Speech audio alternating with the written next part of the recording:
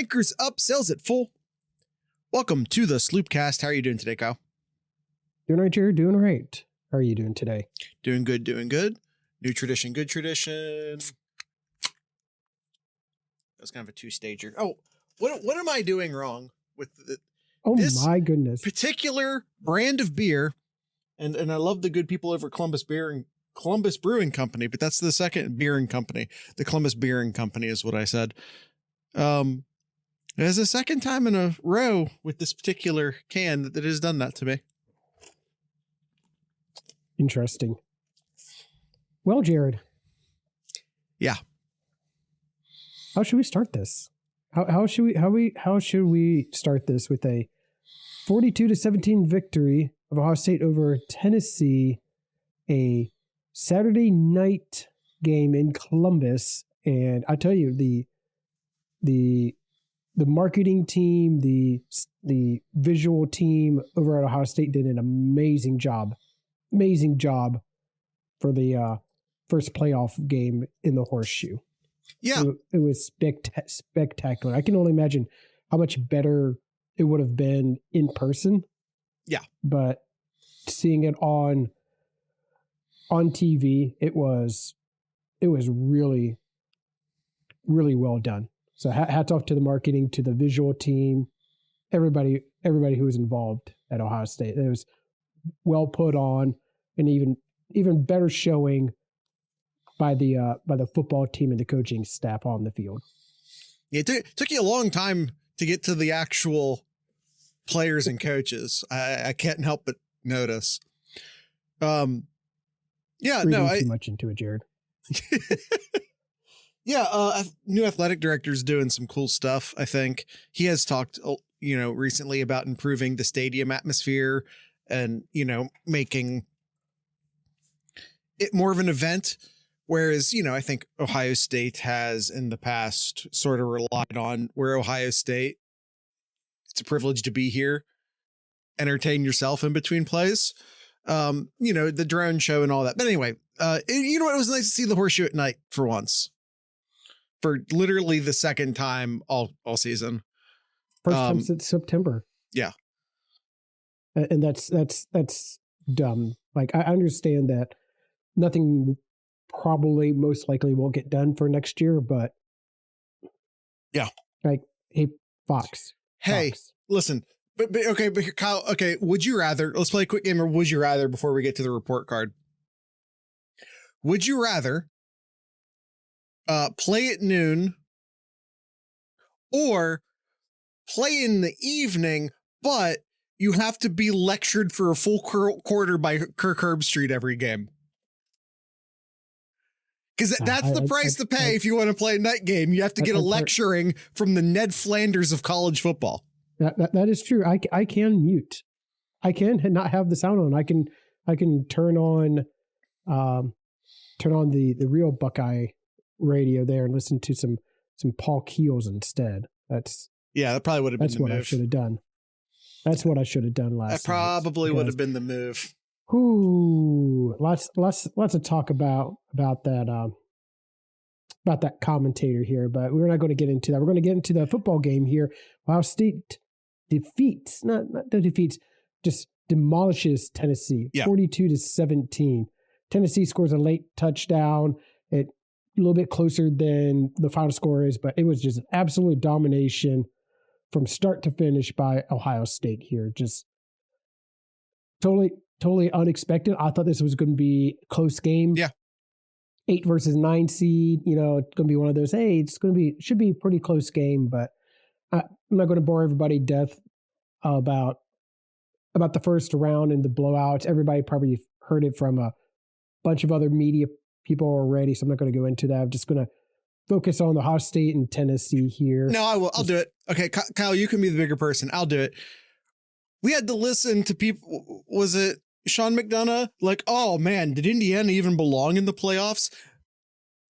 Meanwhile, they had the closest, narrowest margin of loss in the entire first round.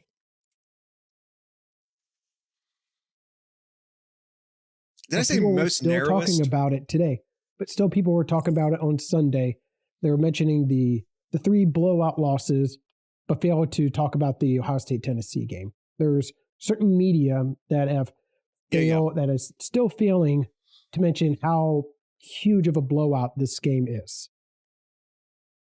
Listen, we know who ESPN's aligned with. It is what it is. To be fair, the other games had yet to be played. For McDonough, sure, but like it wasn't. I don't think Indiana making the playoffs was ever in question. No, that's the thing. It's not like the question was Alabama versus Indiana. Then maybe wait before, condemning a conference. Yeah, for sure. 100%. Mm-hmm. All right, I'm pulling up the stats here, doing the scoring drives here.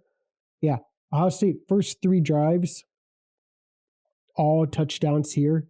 Just absolute, just perfection of drives here. 5 plays, 75 yards. 5 plays, 68 yards. 7 plays, 58 yards.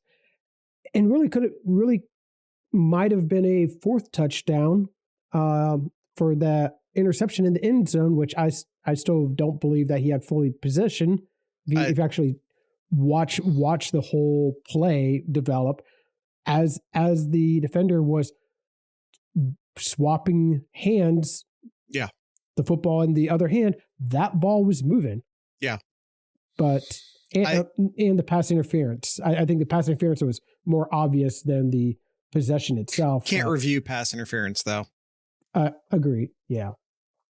But yeah, just total dominance, and Tennessee just had no answer to them. And then Ohio State starts the second half with their first 3 possessions all touchdowns as well too. And then they just laid it off and let the second, third streamers in for a few series then. Yeah, and on the other side of that, Tennessee did absolutely nothing through their first 3 drives. Did they have negative yards through their first 3 drives or 2 drives? No, it's the first 2 drives. Okay. They had 11 yards through the first 3 drives. It was 7 yards, negative 18, then 22. Okay. Ohio State, barely even needed their 3rd downs through the first quarter, averaging 8 yards. Do you have that in front of you, Kyle? What was the final yards per play? I feel like through the competitive snaps, it was through the competitive snaps, it was almost 9. I can figure that out if you. I'll get talk a little bit more. I can actually figure that out. Hold on. Okay. I'll get the report card up as Kyle does some mathings. We're going to go through our regular Scarlet and Grade report card. We'll say that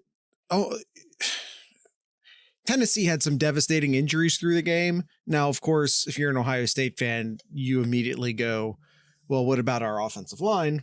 And valid. But, Tennessee lost their best running back. The best running back in the SEC, not just their best running back, the SEC's best running back through the year. They lost 2 of their best wide receivers. Probably worth noting, however, that none of those people played on defense. Their defense remained healthy through the entire game.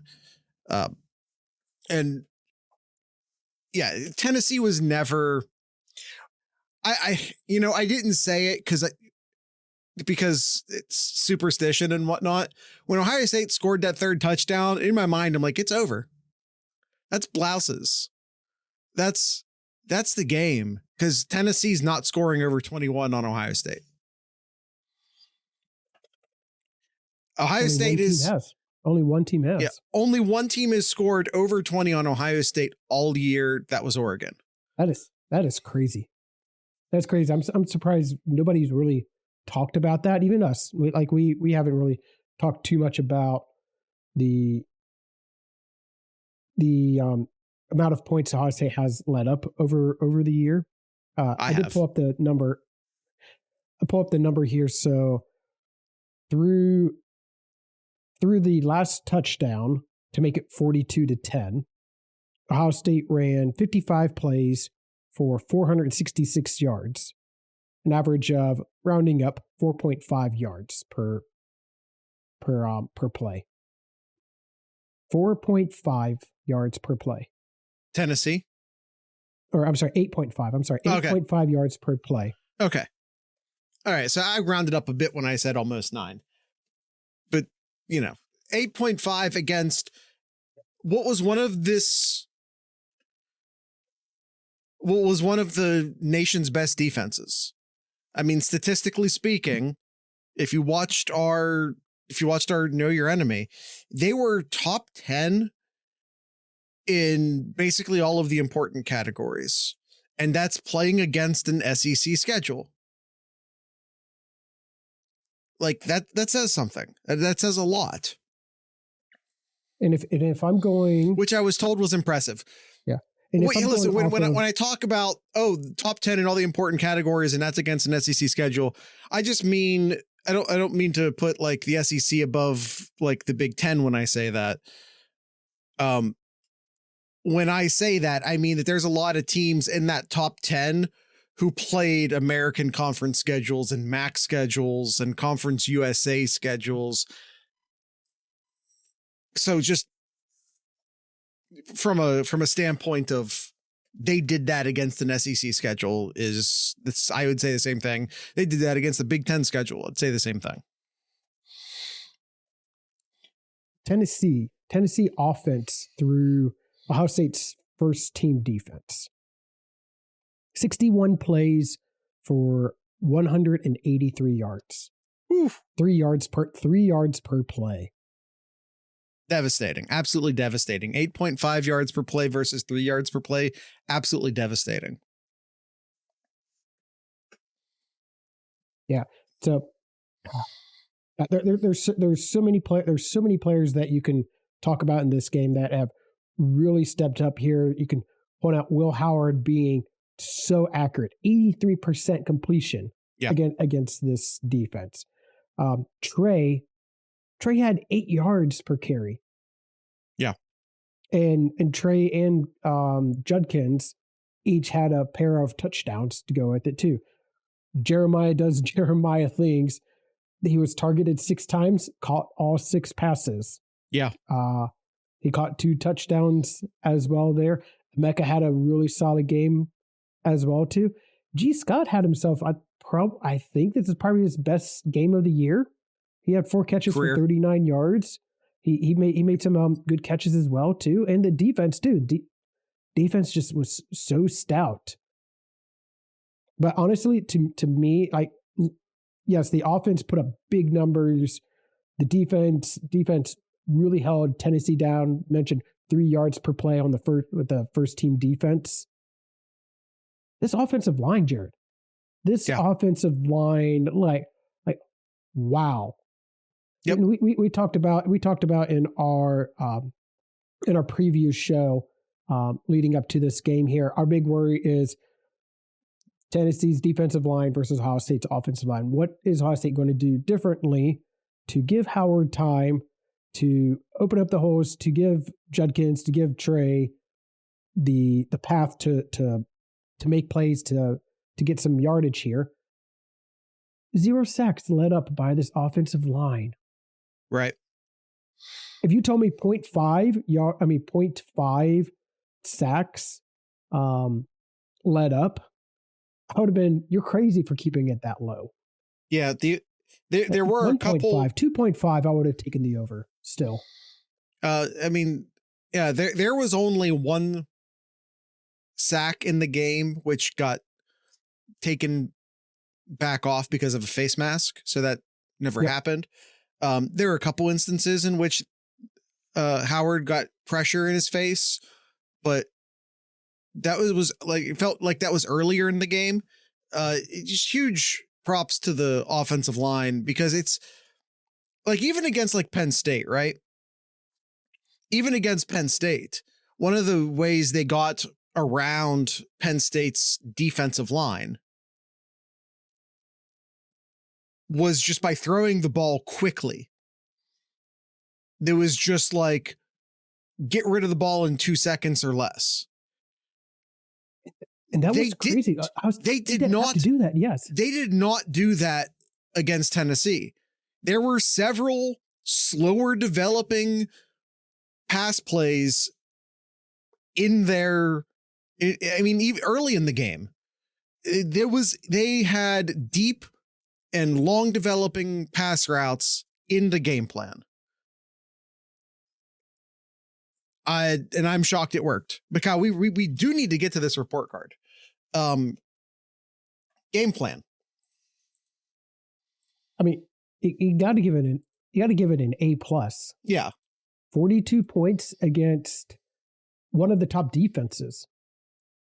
And not just a really good defense. It's one of the top defenses. We talked about them being top 10 in all the major categories. Mm-hmm. And you put up 42 points, A+. And not just like, I mean, 42 points. Yeah, sure. But like, that's 42 points with your foot off the pedal. Yeah. 42 points with, what was it? With just under 10 minutes left in the fourth quarter. Yeah. I mean, Spikes just said it. 10 minutes to go. They had the second string in. Game management. Offensive game management. Yeah. A+. They didn't have to really make adjustments because everything was working. Well, you could say that they did, because while they started off amazing, they scored no points in the second quarter. Obviously, Tennessee had made some sort of adjustments, and then the chess match continued, and they came out and wrecked Tennessee again in the third quarter and the beginning of the fourth quarter. Yeah, Ohio State had the ball. Was that in the first quarter still? Maybe it was in the second quarter. It was going into the second quarter. Like what ended up being the interception was almost a 12 play, 6 minute drive. And yeah, and then the next two drives for Tennessee ate off about 7.5 minutes. So yeah, that'll do it. That'll do it there. Passing is the next one. A+, 24 for 29, over 300 yards, 2 touchdowns. Yeah, A+. Yeah, Will Howard. This is Will Howard didn't have to do a lot. He just had to distribute the ball to his playmakers, but his best game as a Buckeye. 100% game. I was just waiting my turn to talk to say that, Kyle. This was his best game as a Buckeye. 100%. There was some, well, not just 3, but I mean, off the top of my head, I know of 3 great plays, 2 of them to Jeremiah Smith, and the other 2 Mecca right at the 5-yard line. Just perfect arc right into the to the arms of the receivers. Some people say, "Oh, that's not a good throw." Bullshit. The receivers had to adjust to it. It was good enough where you throw it up and you let your receivers make. Who said that? Mecca. Who said that? Give me their name and their address. I will fight them. Okay. The wide receiver didn't. Okay, listen. The wide receiver caught the ball without breaking stride over their sideline shoulder. That's exactly where it's supposed to be. Yeah. If you look at the first touchdown, it was an excellent job by Jeremiah. He slowed down as he was getting close to the end zone because he saw where the ball was going to go. He slowed down to keep the defender behind him still, and created that space so that when he reaches out into the end zone, only he could get that. Like you could see him slow down a little bit. It's great adjustment by Mecca, great adjustment by Jeremiah Smith on some of those throws that they needed to adjust to it. But it's a great throw. You call it perfect throw if you want, but it was a great throw to give the receivers a chance to make a play. All right, Kyle, let's do a quick ad break. And ad time. We are the Buckeye Sloopcast. You can join our Patreon, support us financially, discord.thesloopcast.com to join our online community, youtube.thesloopcast.com to watch the video versions of the podcast. You can find us in your podcast apps if you want to listen to the audio version of the podcast. If I just threw a bunch of links at you and you don't know how to process all those links, all those words and letters and whatnot, you can just go to thesloopcast.com and you can find all of our links there at thesloopcast.com. That's it. Let's get back to the show. Running behind. Short ad break. Okay, Kyle. Oops, wrong screen. That's a tradition at this point. Running. You know, Kyle, they didn't follow all of my advice that I gave them during Know Your Enemy, and given the results, I'll forgive them. But one of my pieces of advice that they clearly listened to, because I said it, one of those pieces of advice was, hey, instead of running to set up the pass, maybe pass and then set up the run. Maybe scoot the defense back, maybe punish them by throwing the ball. And then once they've taken a couple steps back, once that their first step is a step back and not a step forward, then you can start running. Oh, and it worked. It worked so well. I'm almost mad that it took them this long to figure it out and not, a couple weeks ago, but we move forward. We're eyes front. But yeah, A plus. I have no notes. Yeah, A plus as well. I mentioned earlier, Travion had 8 yards per carry, 10 attempts, 80 yards there, pair of touchdowns. Judkins also had a pair of touchdowns as well. You get 4 touchdowns from your 2 starting running backs. That's a good game right there. Chat also says A plus. Receiving. Kyle, this is getting, out of fear of this being repetitive, A plus? Like, what was there anything we saw from the wide receivers that we wanted to see more of? I mean, they were blocking, they were receiving, like, special teams will not be an A plus. That's fair. But we're not there yet.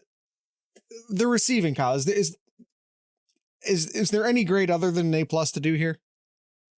S. No, we don't do S's plus? on this show. That's not a thing we do on this show.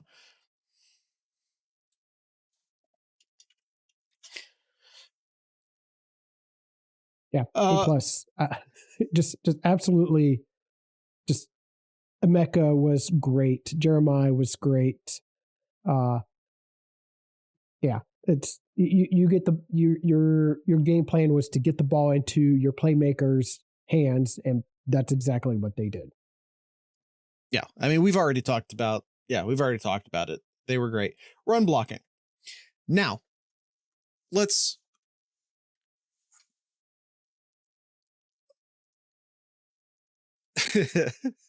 Kyle showing up with receipts. All right, well, the one to Emeka wasn't perfect.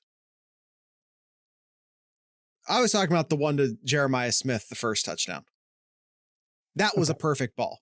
The one to Emeka was an A, wasn't an A plus. The run blocking. All right, so I'll start this one here. The Tennessee had 7 tackle for losses. They had 7 tackle for losses in this one. Yeah, grading on expectations. Yeah, I'm getting there. But of the how many rushing attempts? Of the 33 rushing attempts, 7 of those went for loss. Granted, not big losses. It's only 11 yards loss, but still 7 times that they got the running back in the backfield here. I'll give the run block a solid A for what they had to go up against here. And yeah, I was very, very pleased. No, you're right. A+ for what we've seen, the past game and other games that were very questionable in the season, and not knowing who's going to be on that offensive line, who's going to start here, and Ryan Day and company coming up with a plan and executed to near perfection. Yeah, A+. We have a guard playing left tackle. Exactly, Spikes. And Luke Montgomery, just to throw a quick Luke Montgomery shout out there, played about half of the snaps at right guard and played incredibly well. And Fryer got dinged up. He did. I'm hoping he's okay. I don't know if he missed any snaps. I think he's fine. But they wrapped his ankle, but like I said, I don't think he missed any snaps. I'll have to check the snap counts to see if it was less than the other 3 full-time offensive linemen. We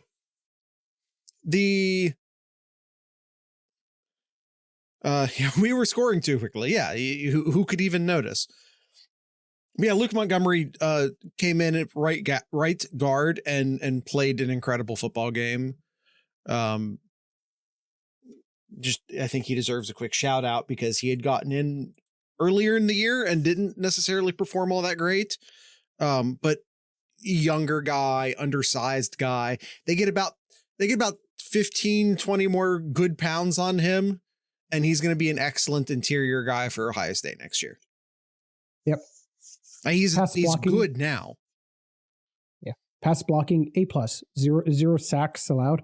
Few rushes, but you're going to expect that with this kind of defense that they were up against, but 0 sacks allowed. Kyle, they have one of the best pass rushers in the country on that team. Where was he all game? One of the best pass rushing defensive ends in the game. One of the better pass rushing defensive tackles. What was his number? Do you remember? Number 24? I don't remember his jersey number. No. James Pierce. Yeah. 3 tackles. Two of them were tackle for losses. Yeah, he played. One of them was on. Which wide receiver got that out in the flat? That would have been Emeka. Is that Emeka that got that one? Yeah. Yeah.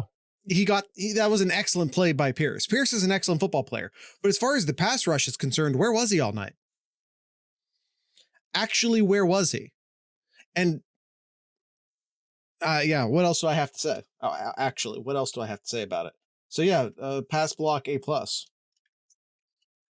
We had 3v1 and didn't pick up 2 yards. It was 4-on-2. We had 4 receivers on one side, and they had two defensive backs, and it's really great. It's really easy to say this watching from the comfort of one's own couch, but Emeka needed to go outside and he went inside. Yep. I guess he just didn't expect him to just even without Pierce, even without Pierce, he should have gone outside. Yeah. Even if it was just blocking. The immediate guys in front of him, he still needed to go outside. You said A+, Kyle? Yep. Third downs, Ohio State was 4 for 9. They were 4 for 9. The first half, they were 2 for 4.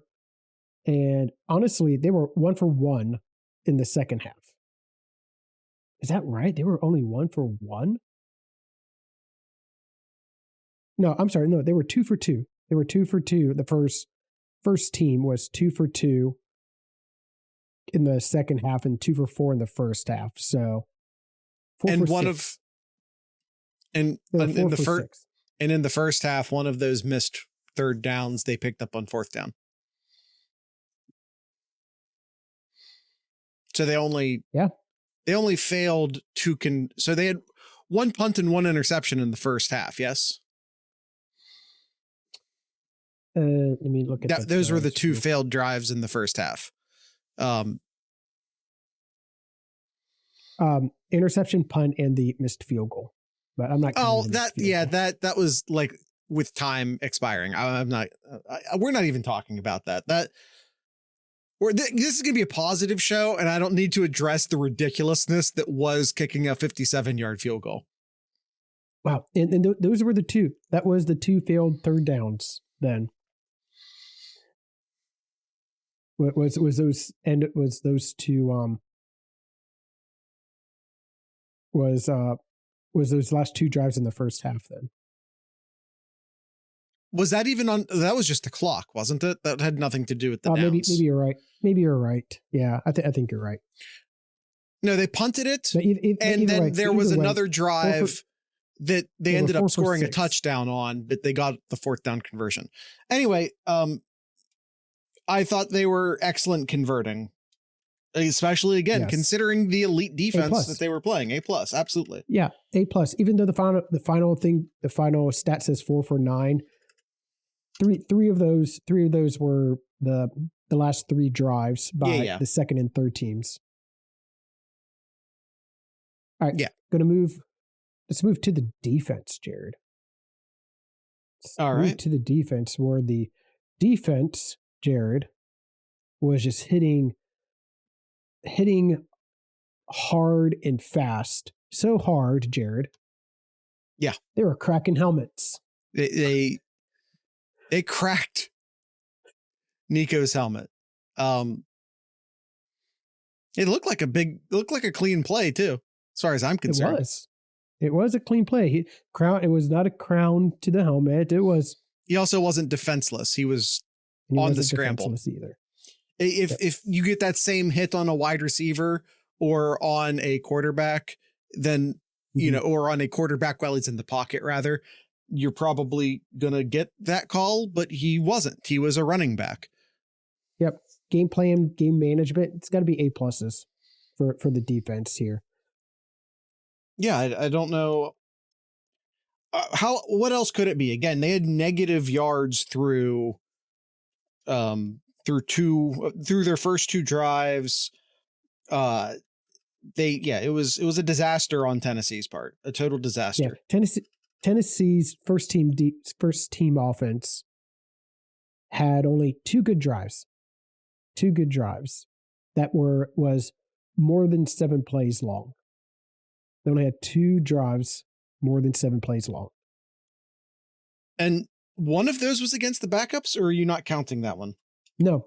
Those were the two scores in the second quarter, the field goal after the interception, and then their next drive, where they was their most put together drive, 16 plays, 79 yards. They were moving the ball and scored that touchdown with just a few seconds in the first half there. That was their drive, and it got some Buckeye fans a little weary, like, oh, they just scored 10 straight points to make it 21-10. It's like, okay, Ohio State's got to answer. They've got to answer on in the second half, and they did force Tennessee to punt, and then they got a touchdown on that first possession in the second half. And Spikes points out correctly that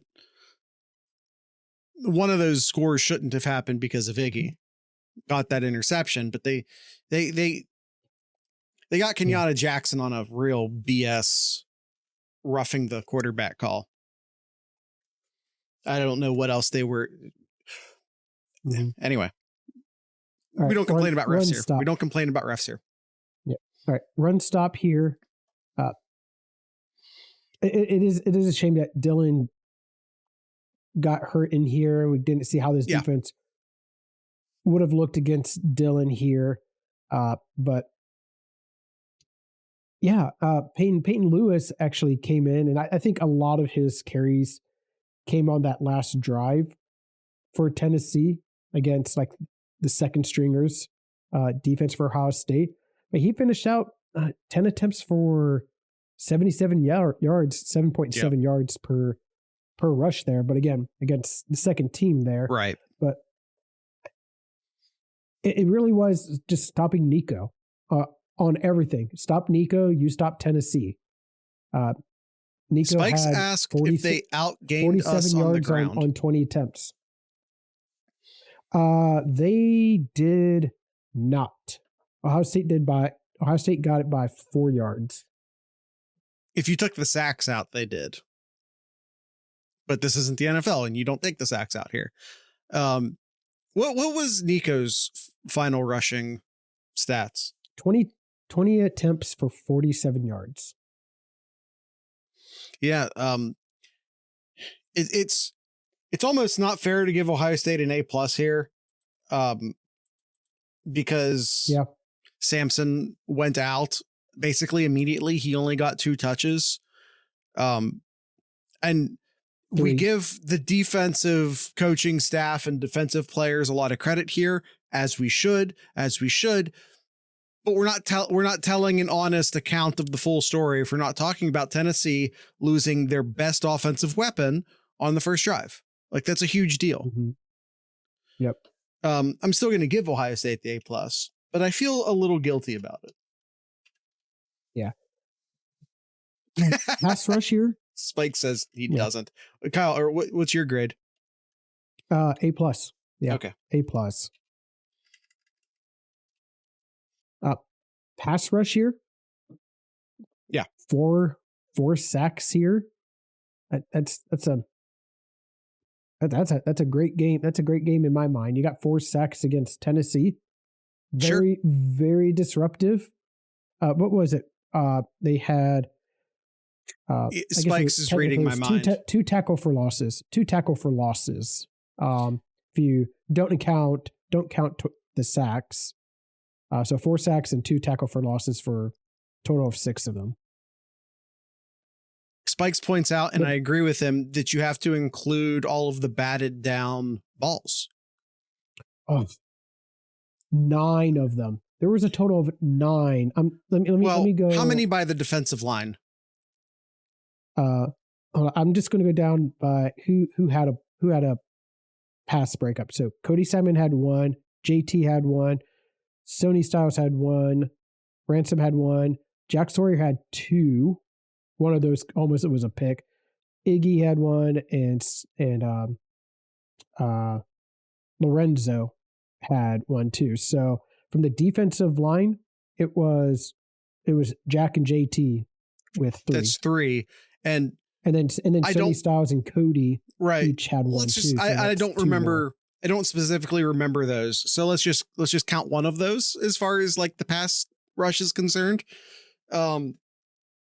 Yeah. So I think you have to include that in the assessment here as well. If the ball gets batted down by a blitzer, that's pass rush. Yes. There was also a strip sack. JT had the forced fumble there. Yep. A+. I don't know what else. Yeah. Agreed.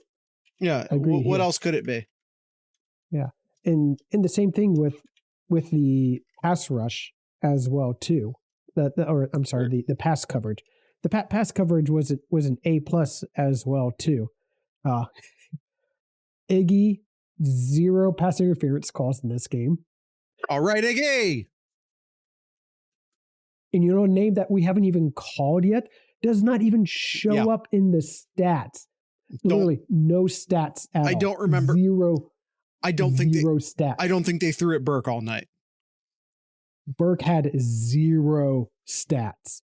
No tackles. No pass breakups. He had 0. Yeah, he wanted nothing to do with Burke. Like, hats off. Just clap all around. All those Burke haters there. He had himself a fantastic game. Yeah. You don't notice him. You don't call his name out. Exactly. That's a fantastic game for Burke. Yeah, it's excellent. Honestly, I don't remember Hancock playing at all, except for like one of the early drives. Like I think Herbstreit was like, "Oh, that should have been a pass interference." And then here's some and then tackles. the only things I remember from Iggy are the interception that didn't count. I do remember the pass defense. And then I remember like one pass that was like, I think some people got mad at him because he was quote unquote out of position, but the guy just left his zone. Nico threw a perfect ball in between the zone. That's how zones works. That's how that happens sometimes. And it was not his fault. I'm just confirming my stats here. But I believe. Am I calling Nico soft? Absolutely not. No. He put the team on his back. Hartford just safety, so that doesn't count here. Guess how many tackles the corners, not the safeties, the corners had that night? Gosh. Seven tackles by the corners. I would have guessed much lower than that, actually. Matthews had 3, Iggy had 2, and Hancock had 2. Those had to have been in run defense or special teams or something. Well, none of them were for loss. None of them had tackle for losses. Wait. Yep, none of those. Here's a question I want answered, Kyle. Yeah. How many receptions by the wide receivers did Tennessee have? Sure, that's a great question. That's a great question. I'll answer that after our second ad break here. Beautiful. I was going to do it if you weren't. The sloopcast.com is where you can find all of our lovely links. Patreon.thesloopcast.com, Discord, YouTube, merch, Spotify, and our 7071 store. Again, thesloopcast.com is that site where you can find all of our links, Sloopcast related. So take that second break and be right back.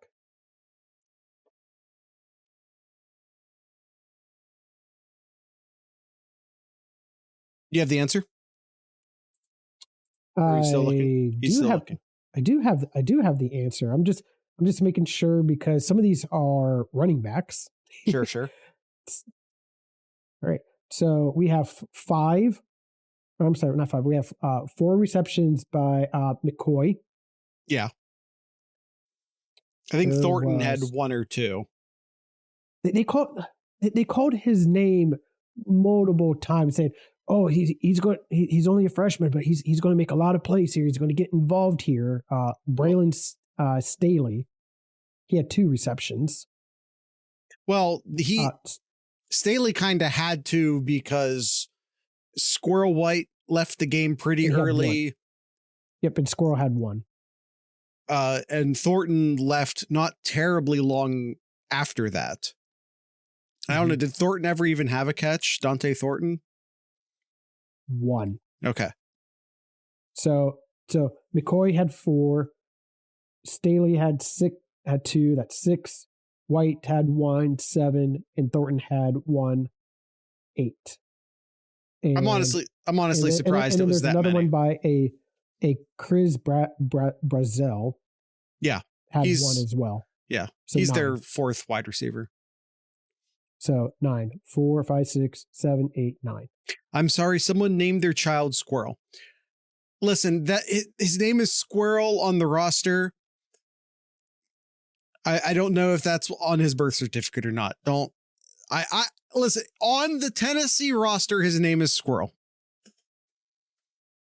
I didn't check the birth certificate.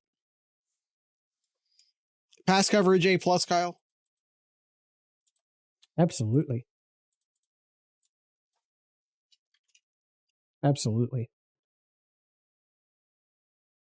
You know, Kyle, I saw you looking at your computer like you're trying to find out if Squirrel was in fact his legal name. Then I just saw you were looking for a gift to drop in the chat. Tackling. I was saying A. I won't give an A+. I was saying A. There's definitely some missed tackles there, but granted, like Nico is a great athlete. Athlete, but I'll give an A for tackling. That's fair. I'll say it was not fair to put. Did you know he's 6'6"? I heard something about that. Yeah.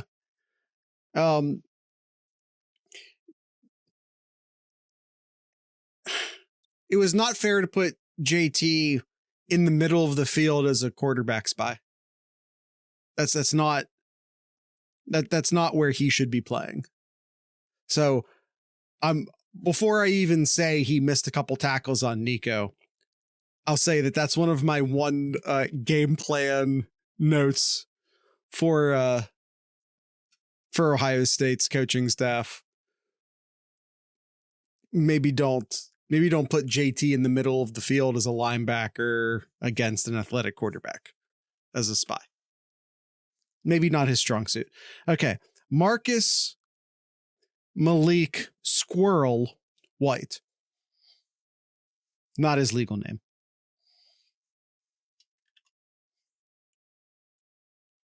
All right, and third downs for this defense here, 6 for 16 is the final stat for Tennessee. I'll take it. Yeah, I'll give an A+. I wonder how many. Can you very quickly, and no is an acceptable answer to this, can you very quickly tell me how many of those came against the starters? I'd have to. You're allowed to say no. Just say no. If that's too much of a pain in the ass. I could probably find that. Oh, here we go. In the fourth quarter, in the last drives, they converted. Waiting for it. 2? Okay. 2. Nope, just 1. Sorry, just 1. Okay. So that stat is mostly against the starters. Yes. All right. Coming up against the clock a bit. Do you want to just skip special teams? I mean, there's nothing special. I'm not going to. I'm not going to give Fielding too much of a rough time on a that was on day. 56-yard field goal. That was on day. Listen. I'm gonna let me be negative for a split second here. Why? 56, 57-yard field goal. Why? Oh, well, where's the harm? It's the end of the half. And let me ask you this. Was there a game plan? Was there a strategy in place in case? Because when I saw them actually sending Fielding out for a 56, whatever length it was. Yeah, exactly. 56. Exactly, Spikes. 56 yards. 100% Spikes. My fear was not, I wasn't thinking to myself, oh, can Fielding make this? My thought was, can he even get it out of the back of the end zone? Does Tennessee have a guy back there? So why on earth was that the play call? And 2, what the hell was Tennessee doing by not having a guy back there? Because if I'm Tennessee, I'm immediately sticking my punt returner back there. Yeah. Immediately. Fielding's longest made kick ever in a game is 47 yards. And in case there's any of you out there who don't know this, it gets hard when the ball gets cold, it's more difficult to kick it. Mm-hmm. Now the ball could have been warmed. Yep. It may have been warmed. I don't know, but the ball is less elastic when it's cold, and therefore you get less of a trampoline out of it. It makes it more difficult to kick the ball when it's cold. Yep. It's like kicking a rock. Thank you, Spikes. Yeah. All right, special teams, yeah. Special teams. We're just I'm not even going to bother rating. And honestly, team, like everything's an A+. Everything's A+ for me. Effort. We saw just start to finish from this team just going 0 to 100 miles an hour. Yeah. They were on every play. Their hair was on fire. Yeah, they had something to prove. They had something to prove. 100%. And discipline. There was I don't very have any few complaints. penalties. Ohio State only had 3 penalties. That's a pretty clean game. One of them was bullshit. Yep, one of them was bullshit. Yeah. We are 50 minutes in, so yeah, it is bullshit. Yeah. What were the other two? I don't even remember off the top of my head. 2 on the offense. Yep, 1 on the defense for pass interference, or not pass interference. Roughing the passer. Roughing. Yep. And on the offense, there was a false start. The very first play. Right. Jared. Yeah. Now I remember. And then there was a delay of game in the 4th quarter. It was like 4th down already. So it was intentional, or at least they just didn't care. Mm-hmm. So right. Honestly, I mean, 2. Because the reason they got that false start on the first drive, Kyle, was because of the 20,000 Tennessee fans that were in the stadium. Well, or 40 if you're going by Herb Street's numbers. Yeah, that's one thing I kept hearing was 40. Like, no, it wasn't from certain news media. Kirk Herbstreit. 40,000 was the number Kirk that they kept saying. And the rest of that media followed suit and kept saying 40,000. But looking at TV there, and there's some talking to people who were at the game, they're like, no, it was absolutely not. It was not 40%. 40% it looks worse. It looks worse than it is. Because let me tell you why. On TV, it's going to look worse than it is. Because let me figure out my directions real quick. The camera is looking at? Yeah. So the west stands, which is to the back of the camera, that's mostly season ticket holders. That's 100% Ohio State fans. There's cameras, however, there's that small percentage, Jared. There's that small percentage way up in the back, like on the sides of the press box. The Ohio State corners, sure, but then the side that the camera's facing is more general access sales. So yeah, you're gonna have more of those that went onto the second market for Tennessee fans to buy. But that's the direction the cameras were pointing. Mm-hmm. And then you have the North and the South. The South is 100% Ohio State fans. That's the student section, top to bottom, left to right, wall of red. North was peppered with some orange, but the north end of the stadium is mostly just a circle. There's not a lot of people there. Usually that northeast side is usually where you see the most visitors at. Those are the tickets that they actually typically give, because that's where like the Tennessee band was, if you noticed, in that northeast. I was thinking more of the upper decks, and even they tend to give them like a full slice. I've seen them give like a full slice of that northeast corner. Yep. Anyway, This is all very unimportant. Just to say once again, Herbstreit sucks. Execution, flawless, near flawless, A+. Yep, absolutely. So and then overall A+. 42 to 17, the final score. Like, just absolute dominance. Shut so many critics up. Shut so many Ohio State fans that would not give this team another chance here, that ripped the team a new one and would not let up. It's fine. It's fine for fans to be upset for the Michigan loss. We were absolutely pissed. Ohio State should have won that game. And the coaching staff, it wasn't on the players. The coaching staff set them up to fail. 100%. And I'm glad And I'm glad that they let loose that leash, and we see what this team can do. And I hope they continue doing that going into the Rose Bowl here in a week and a half from now. So, and by the way, like, go look at our thumbnail post Michigan game.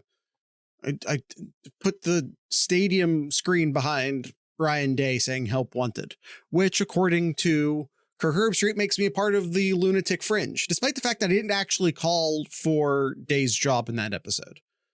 I didn't do it. I said I wasn't going to defend him if someone else had that opinion, but I also didn't call for his job. But like, you have to beat Michigan. You were the only one. I was the only one, that didn't call for his job. Because I know there were some people in the Discord who wanted me to actually say it, and I didn't.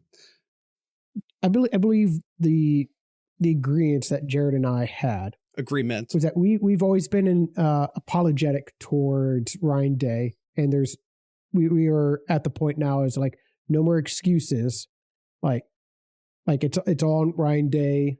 Like we can't sit here backing him up anymore for anything further that's failed. We've always supported him and gave him the benefit of the doubt. But after that Michigan game, we're like, all right, enough. It's enough now. I think that's what Jared and I pretty much agreed to after that Michigan game. And for the record, this game doesn't change anything. There's nothing I said that I take back as a result of this game. Ryan Day has to get out of his own head when he's playing Michigan in the future. Period. Yep. He's I hear a lot of people starting to, we need an Ohio guy who knows how to blah, blah, blah, blah, blah. If Ryan Day has a fault, it's that he cares too much about the Michigan game. It's that he's too focused. He gets it too much.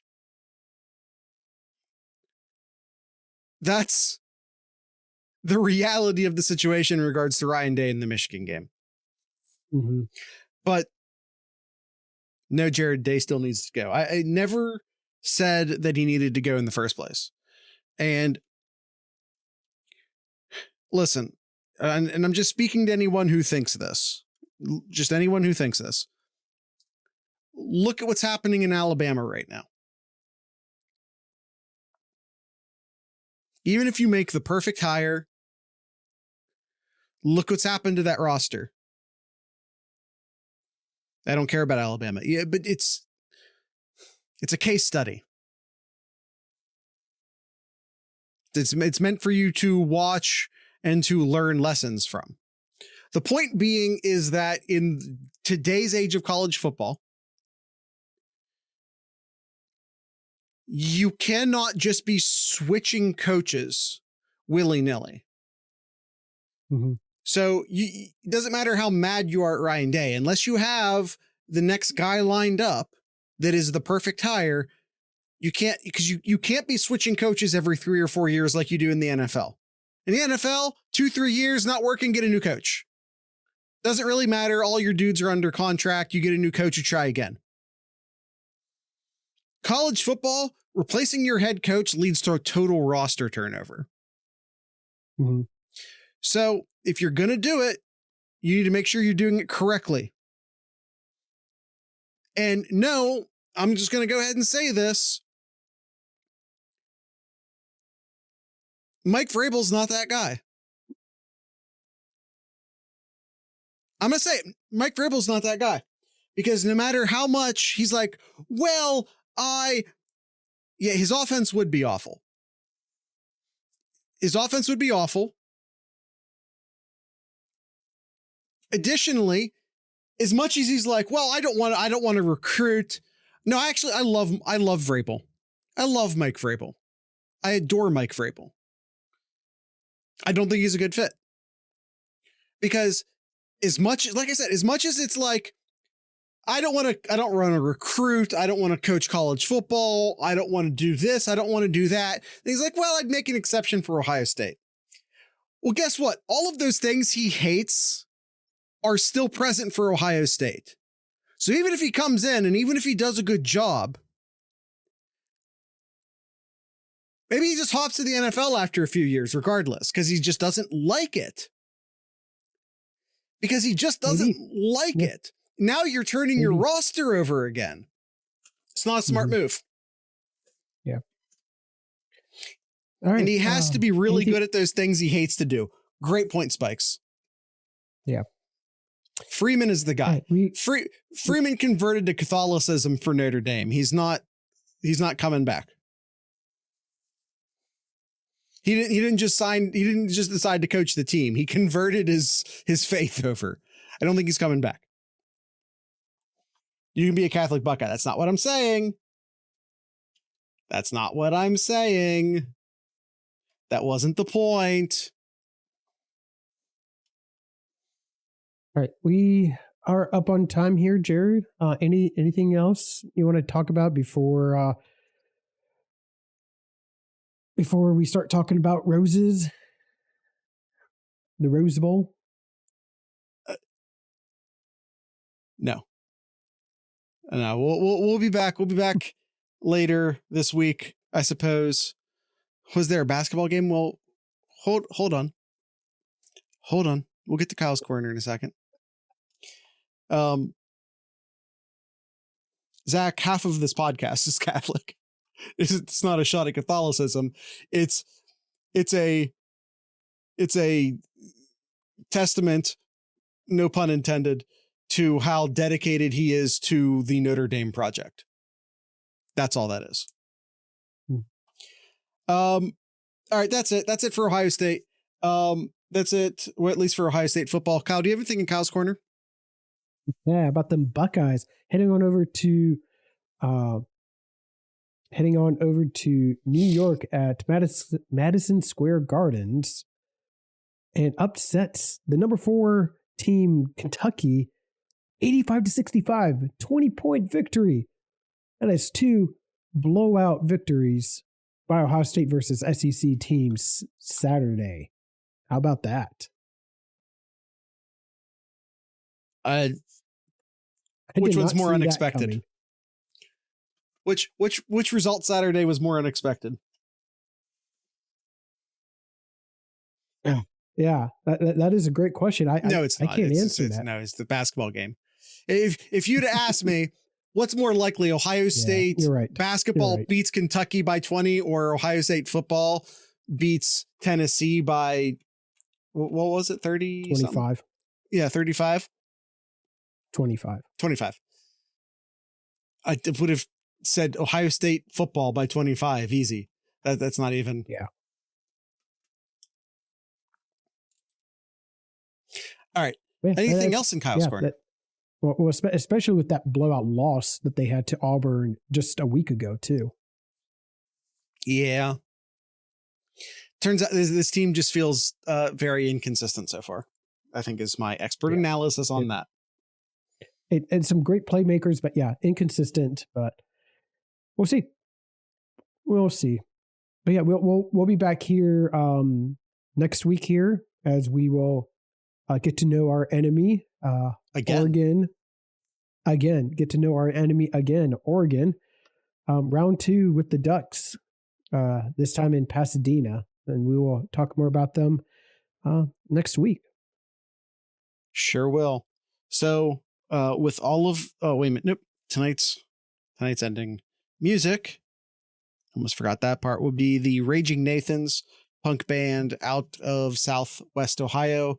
So with all that being said, I'd like to encourage everyone to drink local beer, listen to local music, and of course, support your local podcasters. Once again, these are the Raging Nathans.